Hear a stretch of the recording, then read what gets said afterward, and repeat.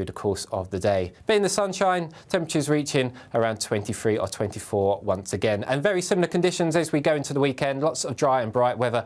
Best of it will be in the west.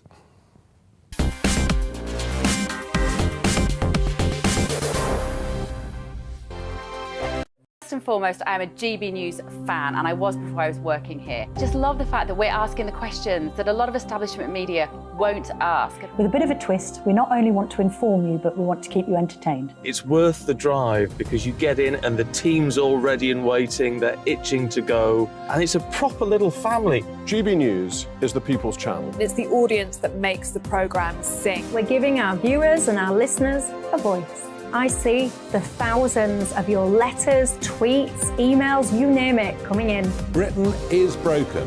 How on earth did we get into this mess? But more importantly, how do we get out of it? The establishment had their chance. Now we're here to represent you. It's time for something different.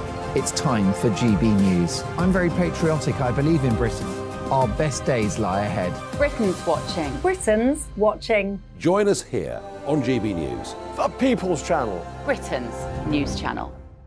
I'm Simon Evans. Join me on GB News for Headliners at 11 p.m. What's the scoop? I'll be joined by two of the country's top comedians. That's right. As we take a look at tomorrow's newspapers tonight. We're going to get into trouble. If it's a big story, we'll be covering it. Spill some tea on him. There we go. But we'll also have some fun. I wouldn't stick up a bank. My father didn't love me. So anyway, Headliners every night from 11 on GB News, the People's Channel, Britain's news channel. Westminster is going around in ever-decreasing circles, followed by the media. Britain is broken.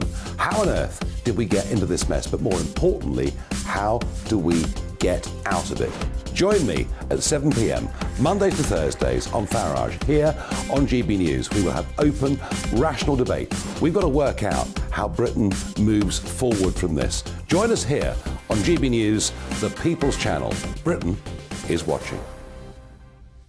I'm Andrew Doyle. Join me at 7 o'clock every Sunday night for Free Speech Nation, the show where I tackle the week's biggest stories in politics and current affairs with the help of my two comedian panellists and a variety of special guests. Free Speech Nation, Sunday nights from 7 on GB News, the People's Channel, Britain's news channel. Monday to Thursday nights on GB News. At 6, it's Dubes & Co. 7 o'clock, Farage. At 8, join Jacob Rees-Mogg. And at 9, Dan Wootton Tonight, followed by Headliners. On TV, radio and online. This is GB News. Every Sunday from 11, join Michael Portillo. There'll be topical discussion, looking at the week before and the week to come. So kick back and relax at 11 a.m. on Sundays on GB News with me, Michael Portillo. GB News, the People's Channel, Britain's news channel.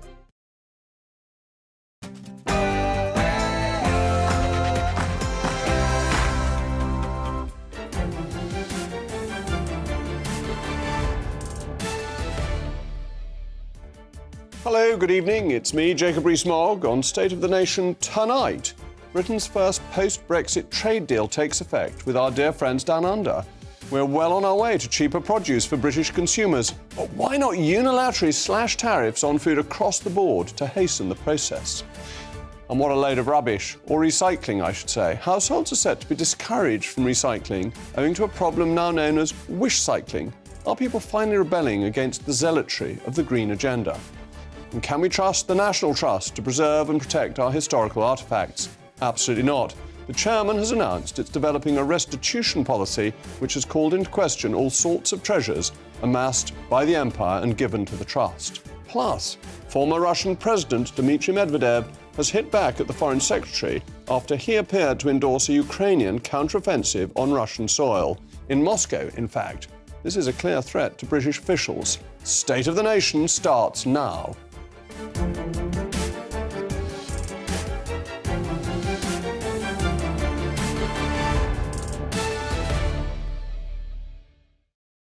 We'll be joined by a wonderful panel today, the former Labour councillor and businessman Kevin Craig and Communications Officer for the Institute of Economic Affairs, Reem Ibrahim. As ever, I want to hear from you. It's the most important part of the programme. Email me, mailmog@gbnews.com. But now, fresh from the wooded hills to bring us the news is Polly Middlehurst.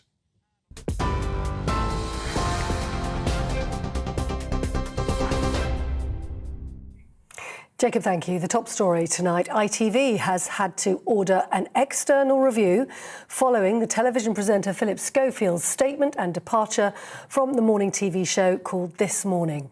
Chief Executive Dame Carolyn McCall wrote in a letter to the Culture Secretary and the Ofcom Chief Executive. Philip Schofield made assurances which he now acknowledges were untrue, and we at ITV feel badly let down. We consider our approach reasonable and proportionate at the time. Well, the letter was also sent to the chair of the Culture, Media and Sport Committee in Parliament, and ITV bosses will have to appear in front of MPs on Tuesday to answer questions about the presenter's affair with a younger male colleague. We'll bring you full details on that, of course, as they come to us. And in other breaking news this evening, Boris Johnson's notebooks and WhatsApp messages have been handed to the Cabinet Office today. A spokesman for the former Prime Minister, I should say, says he's asked for the full and unredacted details to be disclosed urgently to the COVID inquiry. That's after the Cabinet Office previously argued the material may be irrelevant. Downing Street is denying claims of a cover-up. The government has until tomorrow afternoon to hand over the evidence. But the main news story today on GB News is that a former Russian president has warned that UK public officials who support Ukraine are legitimate military targets. Dmitry Medvedev, who's now deputy chairman of the Kremlin Security Council, says any UK military aid to Kyiv represents an undeclared war against Russia. He called British officials goofy and an eternal enemy. And he said that under the Hague and Geneva Conventions, the UK is considered a country at war.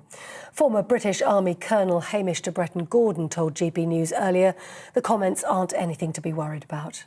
Know their threats of nuclear attack for the last 14 months have been, a completely vanishingly thin red line. So I think they're getting pretty desperate. They know that the counteroffensive is coming, and they know that ourselves, the Brits, are providing a lot of hardware, a lot of intelligence, and they think by threatening our MPs, they're going to change their mind. It might work in Russia, it won't work in this country. Rail passengers across the UK today have been facing travel disruption due to strike action by the union ASLEF. Members have walked out today and are set to do so again on Saturday. Meanwhile, RMT union members will walk out on Friday, and that'll cause major problems for football fans travelling to London for the FA Cup at Wembley. ASLEF General Secretary Mick Whelan has accused the government of not wanting a resolution, but the government says it has facilitated a fair and reasonable pay offer. And finally, all tariffs have now been removed on goods exported from the UK to Australia and New Zealand. It's the first trade deal with the countries to come into effect in a post-Brexit phase. Shipments of British goods such as signed Beano comics were today amongst the first to be sent off under the new arrangements. It also means that red tape will be slashed for digital trade and work visas. That's it. You're up to date on TV, online, DAB+ radio and the TuneIn app. This is GB News, Britain's news channel.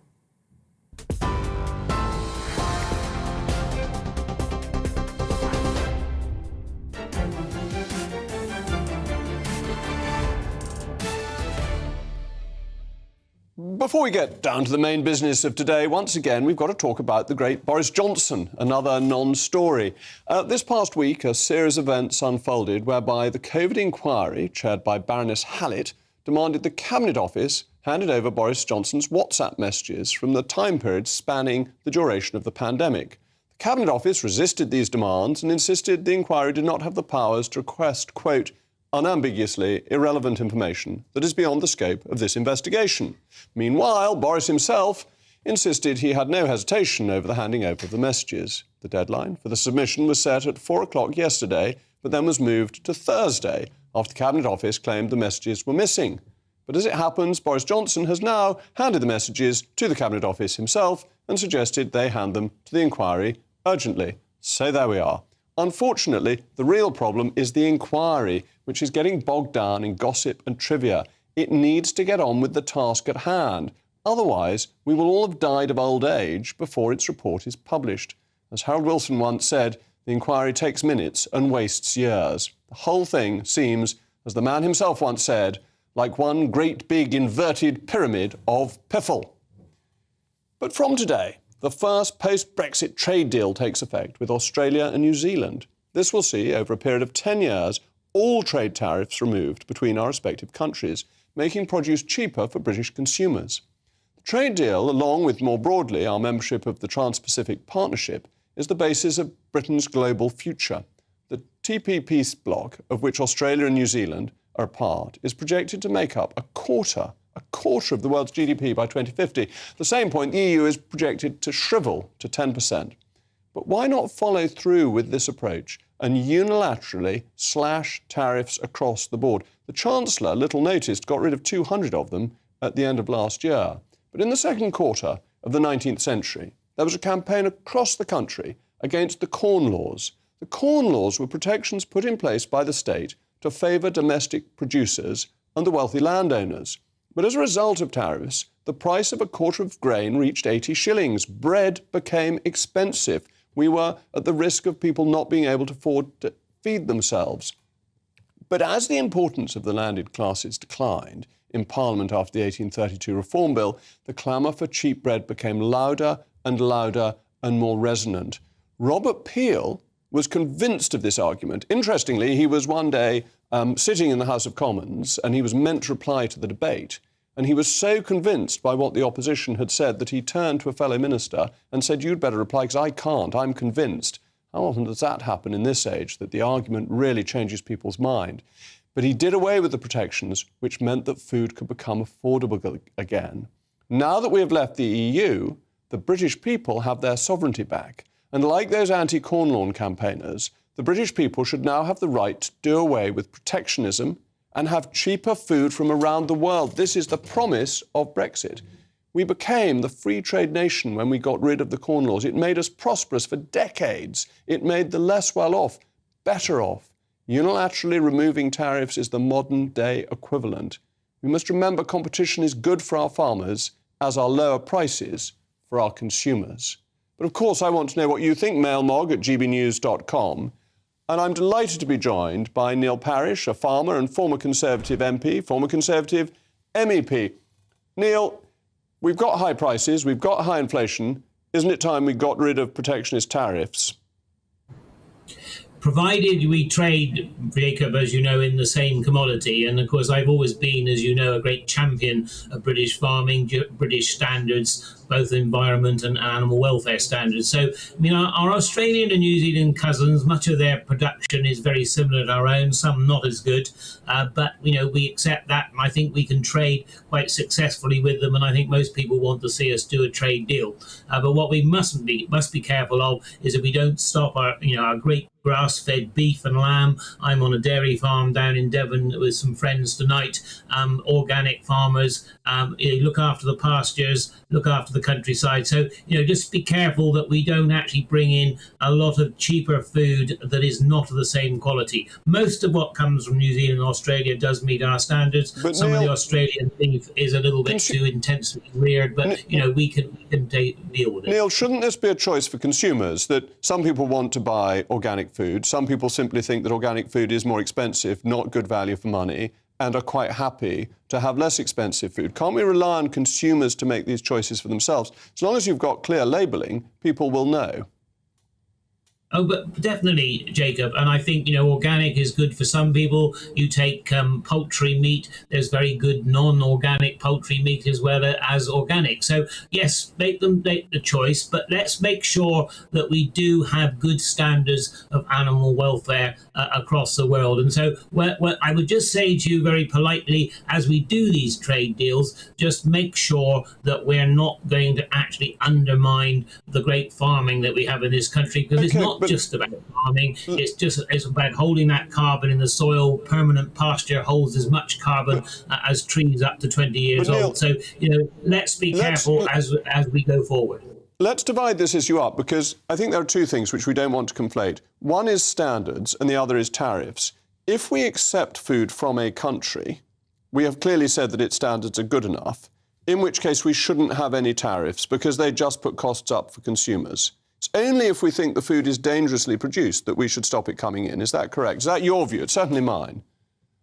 Yeah, I mean, what we've got to be careful of, the only downside to the Australia-New Zealand deal is that when you deal, with a whole carcass of beef or a whole carcass of lamb, there's no restrictions there. So naturally, Australia can send all the steaks into this country, the New Zealanders all the legs of lamb, and that, of course, will devalue the carcasses of our own, and then the rest of their meat will probably go into the Far East, which is fine. And I think we can cope. And what I want to see, Jacob, in a quid pro quo, as you know, is that let's have a great drive now to export. Let's drive into America. Let's get our lamb and beef over there. Let's get the cheeses and others into Australia, our high value cheeses. There's lots we can do, but I think, if you're going to trade more across the world, which I agree with, we've got to make sure we get our high quality produce out there as well.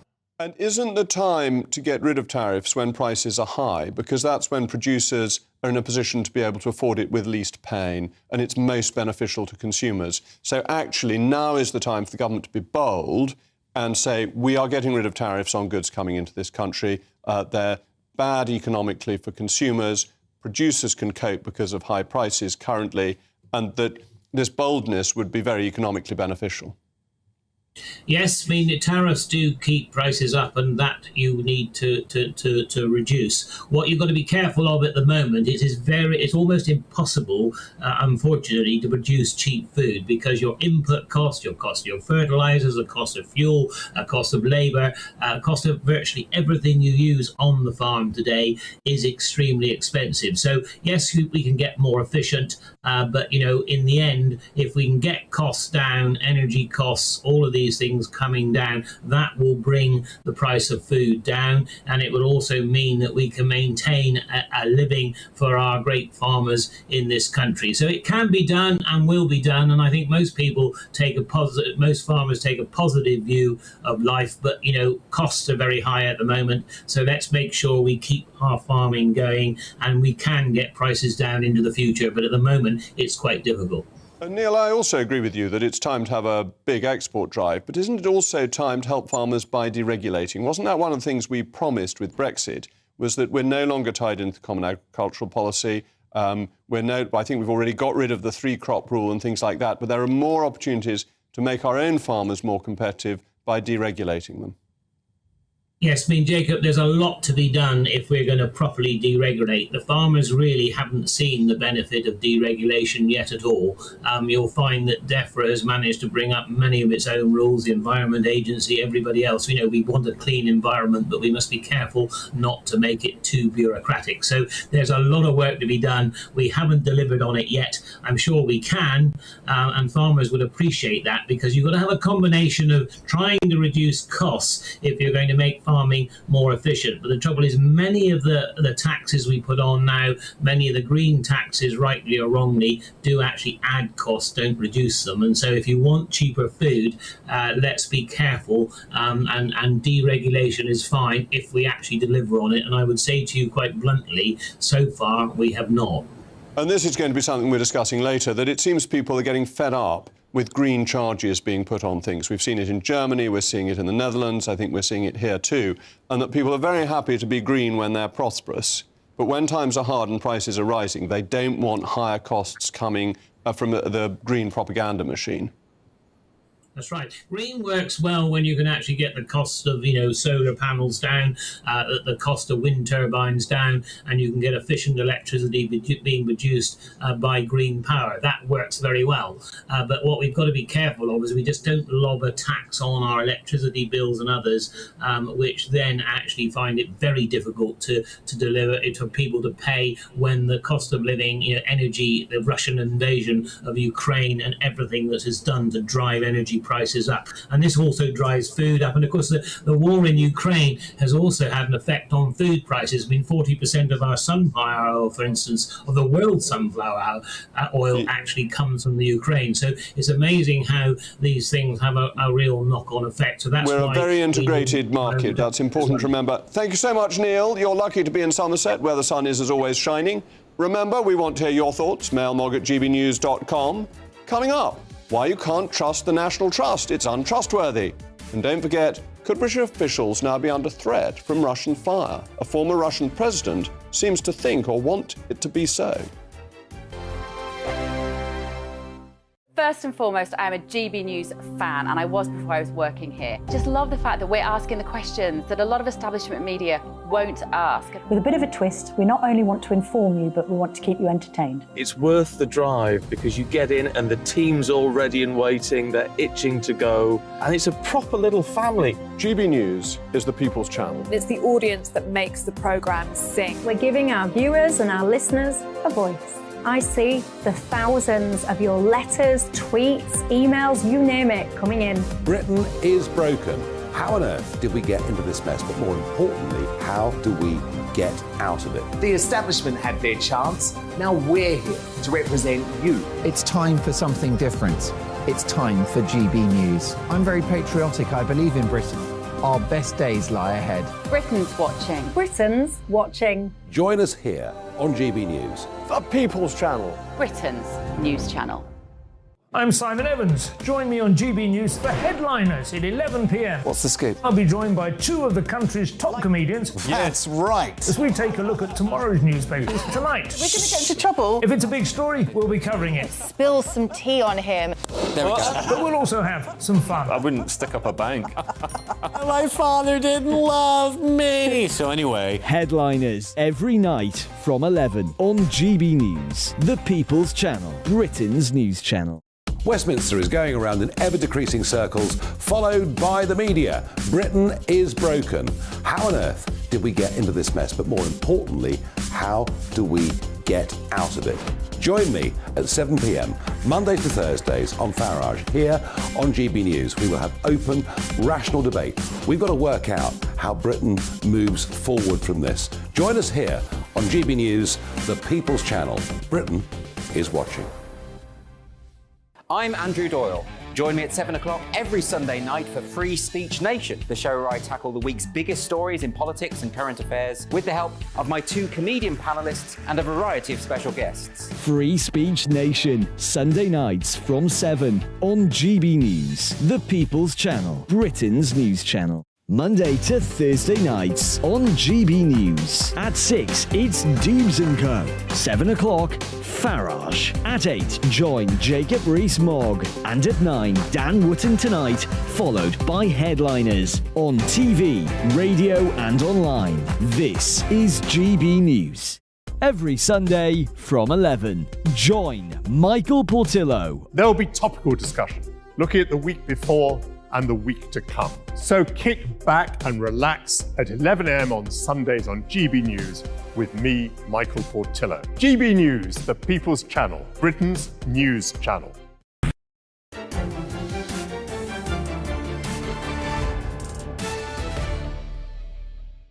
Welcome back. I'm still Jacob Rees-Mogg, and this is State of the Nation. You've been getting in touch with your thoughts. John says the Cabinet Office referred Boris Johnson to the police last week for breaking COVID rules. Now they're refusing to hand over his messages to the inquiry. The mind boggles. Yes, I think there's a lot of mind-boggling going on at the moment. Ben, chuffed to bits. Chuffed is a great word. To hear of these new trade deals with our friends in the Southern Hemisphere. I fear the anti-Brexit brigade are upset and already looking for reasons to trash the news. How soon do you think we'll get more trade deals like this? Please.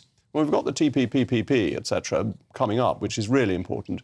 Robert, it is common sense to take positive action to reduce prices when the cost of living is running high. We still accept that we are at the mercy of the EU, but there's a whole world out there. The government must get rid of tariffs and become conservative. Oh, that's a novel thought. Anyway, the National Trust has found itself embroiled in a controversy once again, as its chairman admitted to a new policy in the works focused on the restitution of colonial artefacts. Speaking at an event in the Hay Festival, René Olivieri told an audience member that the policy was in the works and that the Trust would take the advice of the Museum Association and the Arts Council. And what is that advice? The Museum Association seemingly endorses restitution as, quote, a powerful cultural, spiritual and symbolic act. And the Arts Council think it presents rich opportunities for enhancing understanding. However, most of the National Trust's artefacts were given to them by their owners to be held in trust for the nation. It's in the name, National Trust. It's not its property to give away willy-nilly. Now with me is the Restore Trust Director, Zaidatu Gebriohanis, along with my brilliant panel, who you know anyway, are Kevin Craig and the Communications Officer at the IEA, Reem Ibrahim.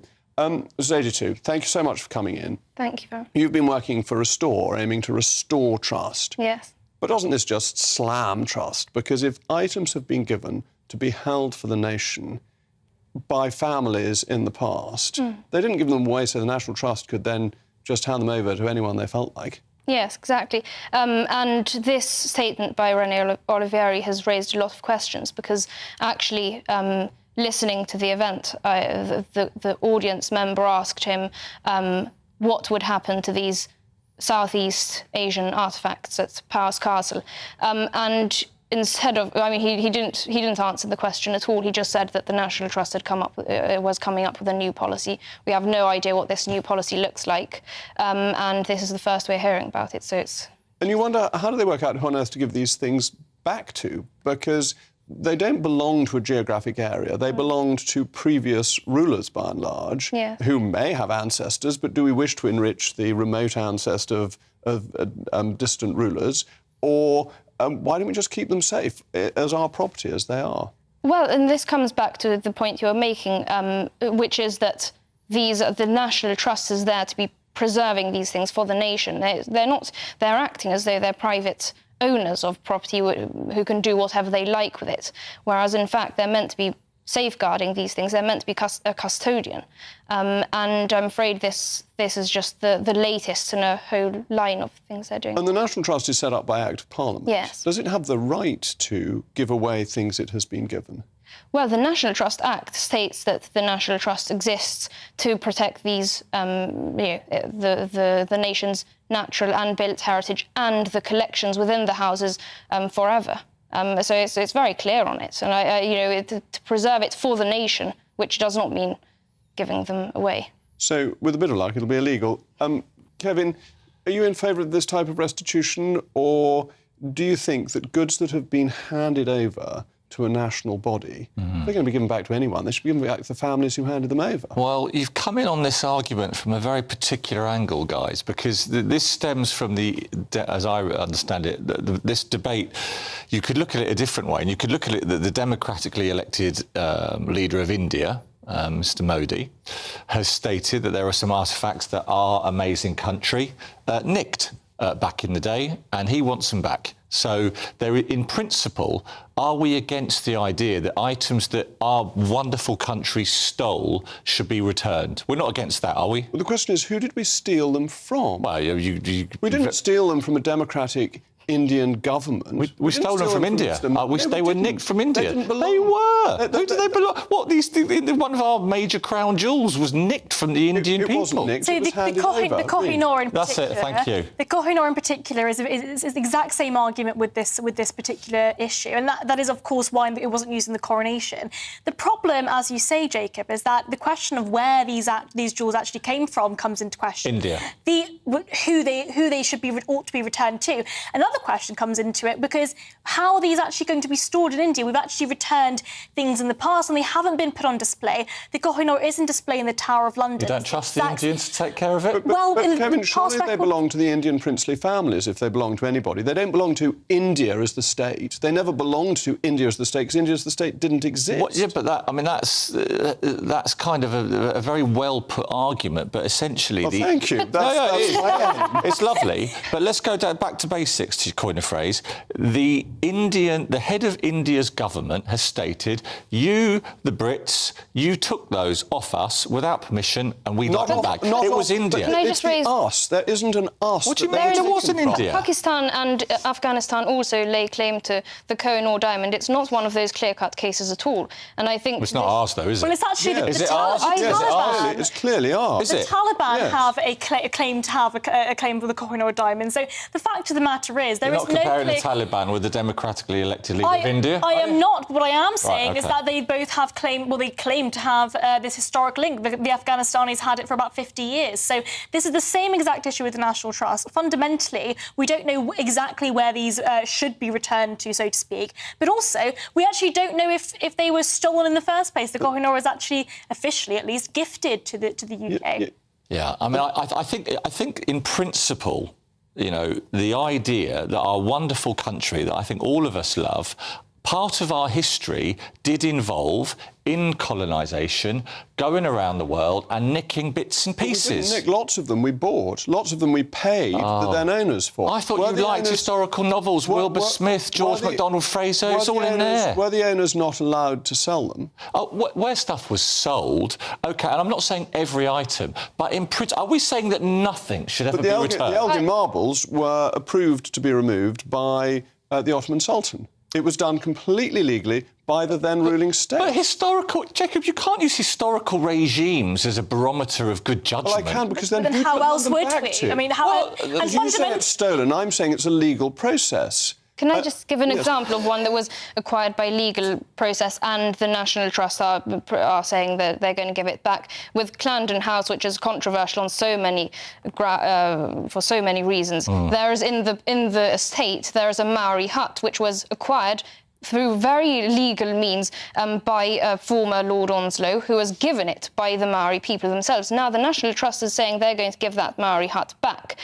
Give it back to people who gave it That's to quite Lord rude, Onslow. isn't it, if you're giving back a present? Well, that's a snub to the it Maori depends people. what the present was, Jacob, right? But the point is, I'm interested in what the Maori people today say in 2023. And I understand... Those aren't the people that gave it to us. And fundamentally, where does this end? Is the entire British Museum going to be sent back to wherever we found it? No. I was thinking about this today because, you know, if you take the argument to extremes, you know, you're going to go around Italy and give your things back that the Romans... But where does it stop? I think common sense. Common sense. If the leader of India today is reassessing Indian history, which he is, and saying we as an Indian nation... What's the Kohinoor Diamond? Anybody would. I quite like the Kohinoor Diamond. It's very valuable. But it wasn't made in Britain. In recent history, and I think it's got to be recent history. So anything that's not made in Britain cannot reside in Britain? No, I'm not going down that trap. Not anything. But the Cullinan Diamond, then the South Africans jumped on the bandwagon, which was a gift to the British Crown. If there are clearly delineated gifts, yes, if there's good paperwork, right? But there's a history across the world of conflict situations where people had things stolen from them, of them being subsequently repatriated with agreement and common sense. Well, what I want is for the monastic lands to go back to Holy Mother Church. At that point, I will be happy. Anyway, thank you to Zeta 2 and to my panel. Coming up, are there actually too many green agenda blunders for us to pick just one? Well, there are, so I think we'll be going through a lot of them, one of which includes being weighed before you fly. That'll be interesting for the people standing next to you. And don't forget, we'll be discussing the latest escalations in the war in Ukraine that have brought the Foreign Secretary into the spotlight. It's all about family, being in people's living rooms, all the interaction and getting to know who our viewers and listeners are. When I was young, my dad used to say, Nana, stop arguing. I wanted an outlet that would enable me to give my opinion. People are going through a really hard time right now, and I know that you don't feel like you're being listened to by the establishment. I came to GB News because it's the People's Channel, and I want the audience to have their say on the events of the day. We're dynamic. We do something different. Democracy shows that the wisdom of the nation is in its people. I get to travel to find out what the story is from a personal perspective. The British people aren't fools. We know when we're not being told the full story. We've got to work out how Britain moves forward from this. It's the best country in the world. The establishment had their chance. Now we're here to represent your views. Britain's watching. Britain's watching. Britain's watching. We're proud to be GB News. The People's Channel. Britain's news channel. Join me, Patrick Christie's, Monday to Friday, 3 till 6. We tackle the day's news agenda like you've never seen before. It's high tempo, high octane, the most controversial topics, and the best guests. You will not be able to take your eyes and ears off it. I'm not afraid to ask the questions that you really want answered. 3 till 6 p.m, Monday to Friday on GB News, the People's Channel, Britain's news channel. Join us every night on GB News at 11 p.m. for Headliners, which is 3 top comedians going through the next day's news stories, which is exactly what you need, because when the establishment has gone crazy, you need some craziness to make sense of it. So join us 11 p.m. every night on GB News, the People's Channel, Britain's news channel. Join me, Camilla Tominey, on Sunday mornings from 9:30, taking the politicians to task and breaking out of SW1 to see how their decisions are affecting you across the UK. Bursting the Westminster bubble every Sunday morning, only on GB News, the People's Channel. Britain's watching. I'm Jacob Rees-Mogg, the Member of Parliament for North East Somerset and a former government minister. For years, I have walked the corridors of power in both Westminster and the City of London. We need to have the arguments, the discussions on how we make it better. Crop failures, famine, war, suffering on a scale completely unimaginable. We are putting the cart before the horse. As Charles I said at the scaffold, he was the true defender of liberty. Yeah, I've completely derailed the conversation. Join me Monday to Thursday at 8 p.m. on GB News, Britain's news channel. So Jubes and Co, we tackle the issues of the day with real, robust debate, both sides of the fence, battling it out with me in the middle with my forthright opinions and views. And often really interesting things happen because you start with a position and then by the end of the debate you find actually, well, I might not have thought about that one. What we need in this country is 2 new political parties. You should maybe think about doing a 2024 calendar. I'm Michelle Dewberry and I'm keeping you company right through until 7 o'clock this evening. GB News, the People's Channel, Britain's watching. News channel.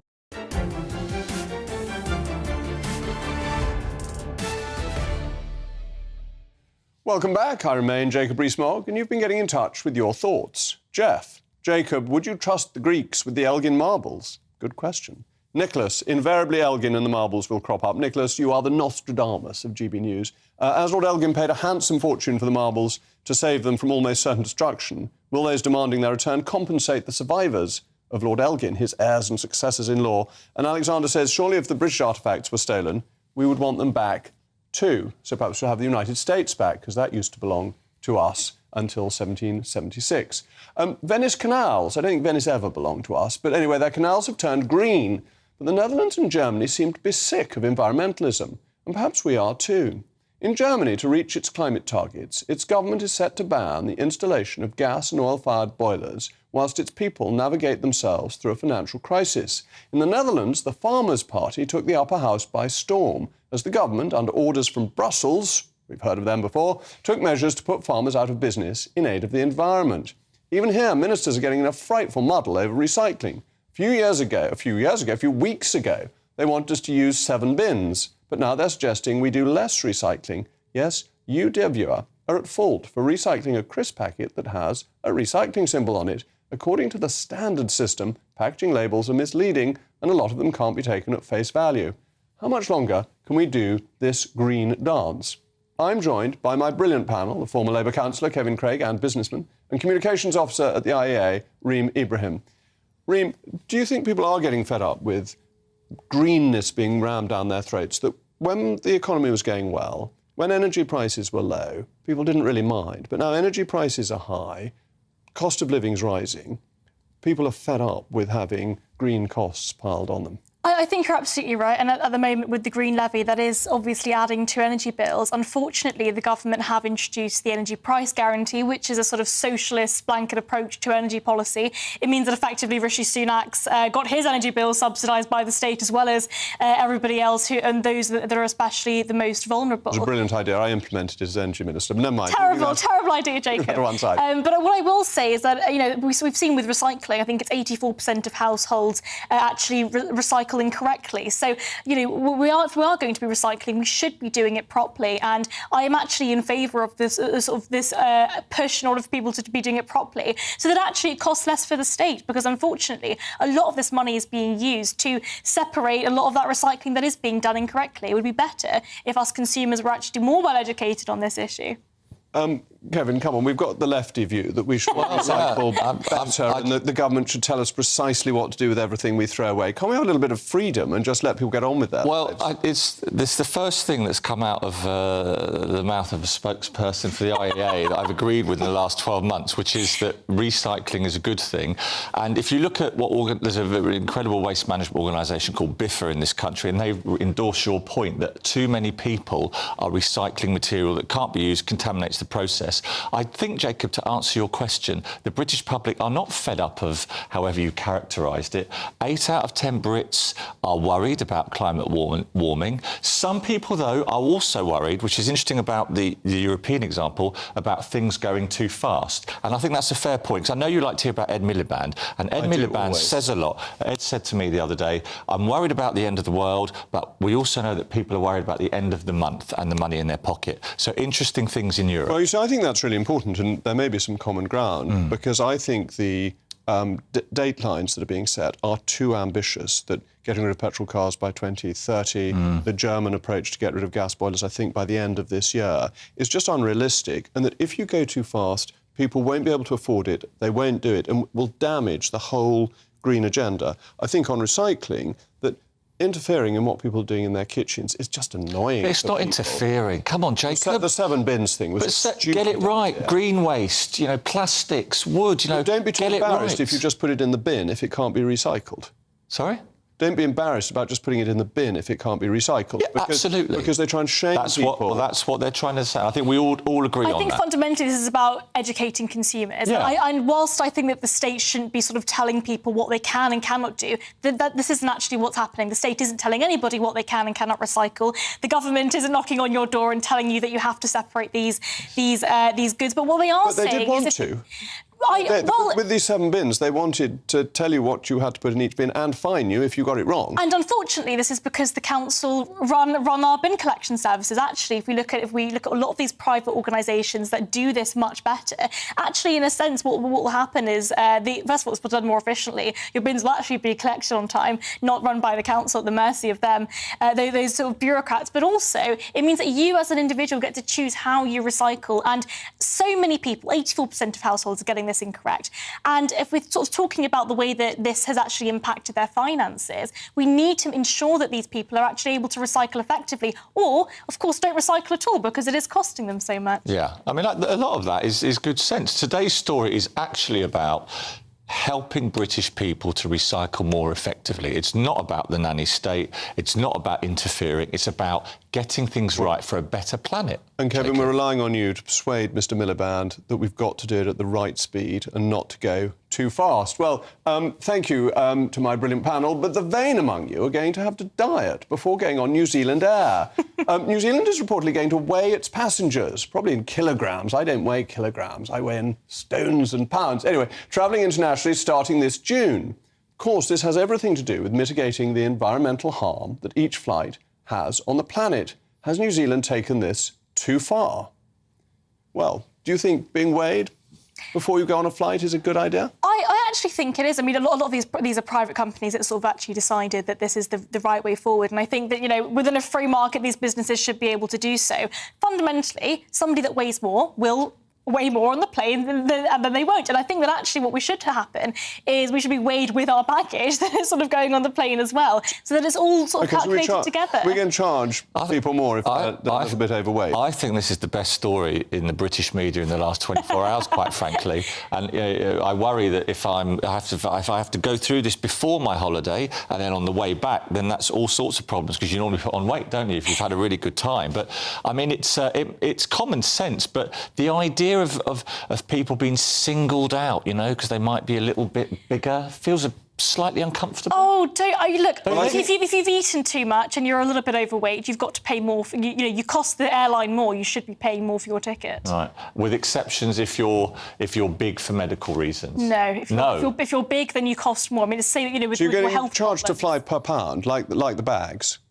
Well, I think, yeah. I mean, if Ryanair will be onto this immediately. Anything to squeeze more money out. If you cost more, you should probably pay more. Yeah, but not you use more fuel. Not if your weight is a health-related issue. But I don't think we should be looking at the sort of the background behind a lot of these individuals. Why not? That's a lot of kind people. and caring. Oh, I don't look. It's not about kind and caring. It's about how this. How do you do this? When you turn up weighing 25 stone and you're checking in and you say, well, I can't pay. Look, I've got a certificate from the doctor saying I'm 25 stone. No. Look, if you turn up, Jacob, right? If you turn up at check-in like that, you say, sorry, it's medical. You've got no forms. Right, off you go. Pay your excess. But if you suffer from diabetes or a medical condition, kindness and empathy, which we need more of. But diabetes is often inflicted by diet. Not always. Not often, always, no, yeah. absolutely. Well, this is the problem with us actually having the NHS in the first place. I mean, it means that effectively we have to pay for other people's healthcare. It means that I'm not responsible. It means effectively I don't have to look after my own health because the state will pay for it anyway. You've got a problem paying for other people's healthcare. I do. I think we should get rid of our socialised healthcare system. It's absolutely... There's the IEA There coming we are. There we are. It's too good to be true.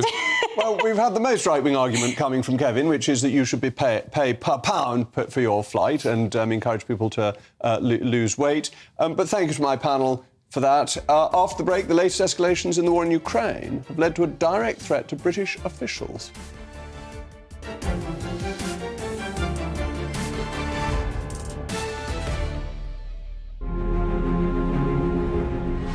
Coming up on Dan Wootton tonight, after Eamon Holmes exposed the disturbing truth about his former colleague Philip Schofield and This Morning. Now Philip's female arch-nemesis speaks out against the toxic culture at ITV after she was driven to feeling suicidal by this shocking on-air confrontation. I'm honest now, you don't seem right to me sitting here now. I mean, your speech is a bit slurred. I mean, how are you feeling now? It is a bit. Former ITV daytime star Kerry Katona hits out at the woke broadcaster in another bombshell exclusive, 9 to 11 p.m, only on GB News, Britain's news channel.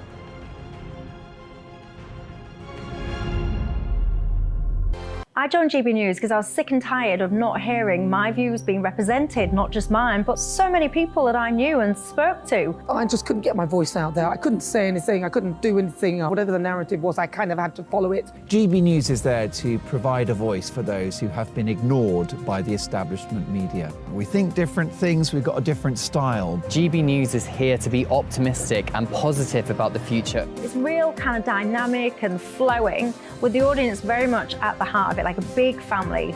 Here at GB News, we talk about the things that matter to you. Hearing the voices from right across our towns and cities, especially our towns. All sides of the argument represented with a heavy dose of opinion. We're on a mission here to make a difference. And the GB News family really is here for you, and whatever time of day you can watch or listen. Britain's watching. Britain's watching. We're proud to be GB News, The People's Channel, Britain's news channel. I'm Mark White. As GB News Home and Security Editor, I cover those key issues that are so important to you. Our authorities, our communities doing all they can to combat violent crime. With the public services under unbearable strain, why are we still failing to control our borders? Defence, the first priority of any government, has been continually hollowed out. Can we trust our politicians to protect the armed forces? Join me, Mark White, on GB News.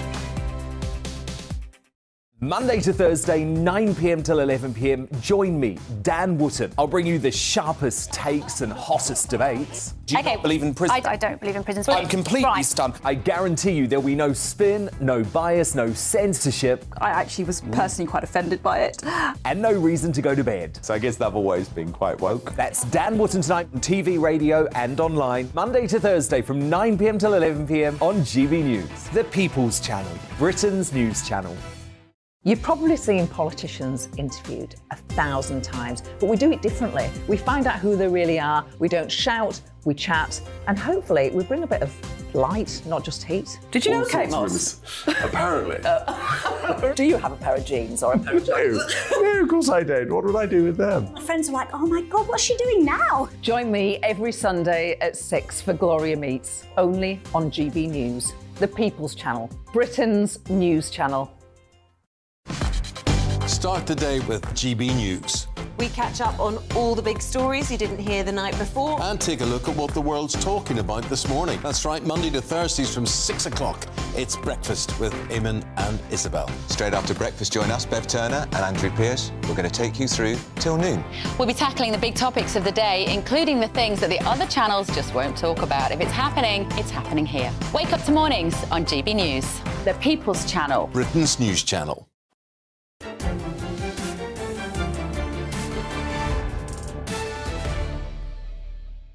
Welcome back. I continue to identify as Jacob Rees-Mogg, and this is State of the Nation. You've been getting in touch with your male Moggs. Peter says, I have never recycled and I never will. It is a waste of time.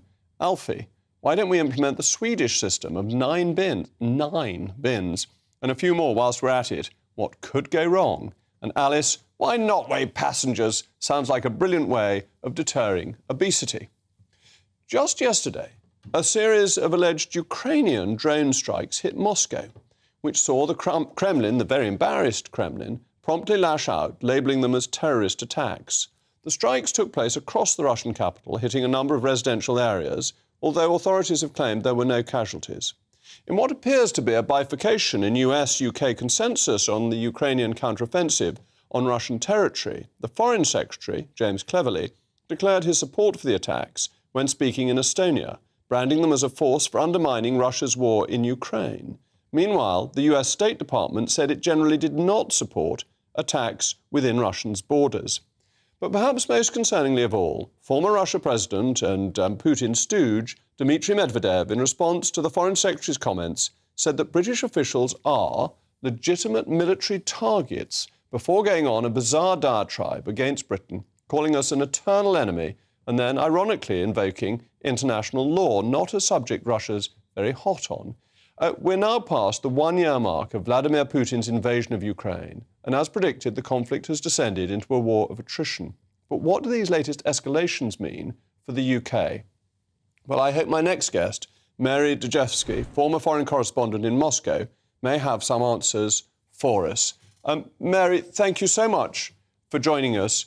First of all, are we confident that these attacks were from Ukraine? Because they haven't been confirmed as yet, have they? No, they haven't. We're not completely confident, but it seems very hard to believe that there would be any other origin for such attacks.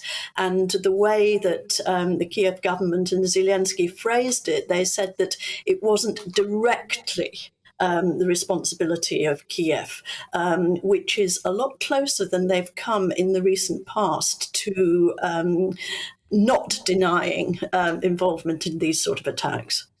And this is very important because so far Russia has had pretty much free ability to attack Ukraine without getting much back in return, and that it changes the balance of the war if Ukraine is able to hit targets inside Russia.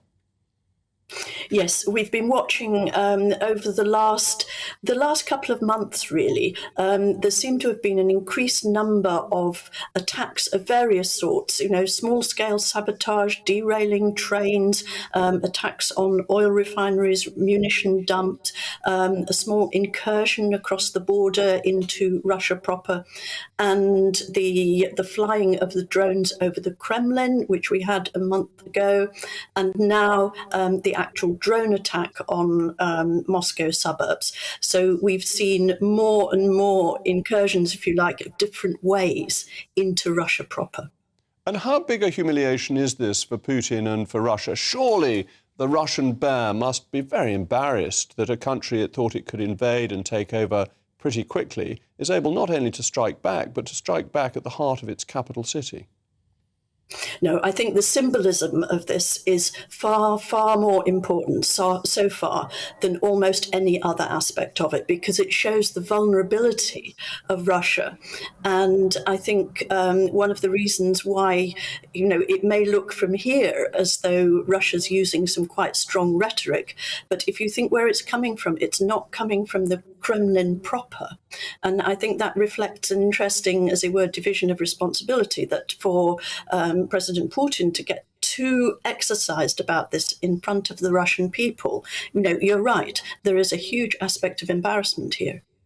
And it must be good for Ukrainian morale as well that in the Second World War, when London was being bombed, the British made some raids deep into Germany, I mean, to Berlin, to the huge embarrassment of the then German government.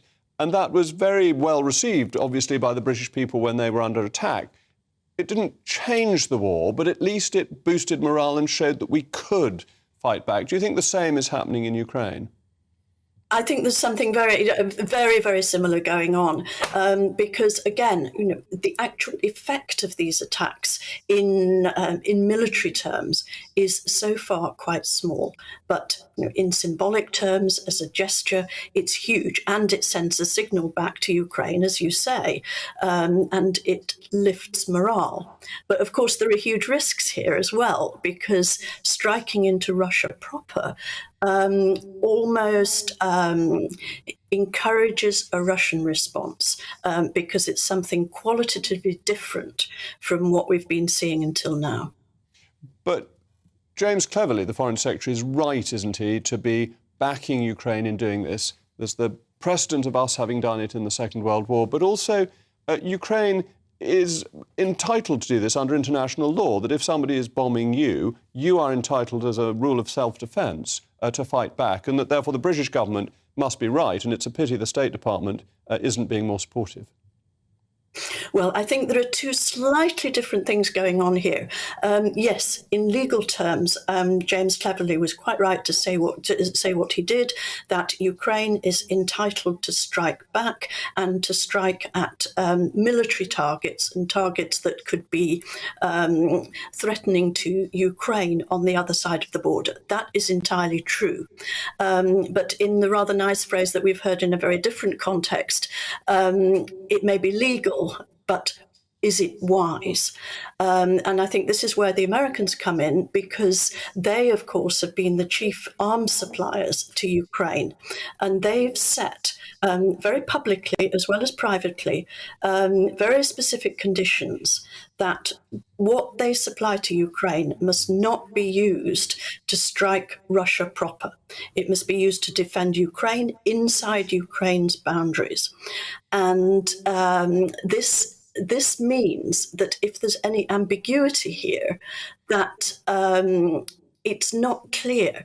The drones that struck Moscow, it appears that they were Ukrainian, or at least that they weren't American and they weren't British. So the involvement of foreign military aid donors is that is not in question. Absolutely. Well, thank you for explaining that. So the agreement with the Americans is intact, and the Russians have been embarrassed, and, well, let's hope the Ukrainians can carry on their fight back. Thank you, Mary. Earlier this week, we talked about the DWP paying out £100,000 when it had behaved badly. Now it was reported that 31 men in the RAF will receive £5,000 each in compensation for being discriminated against.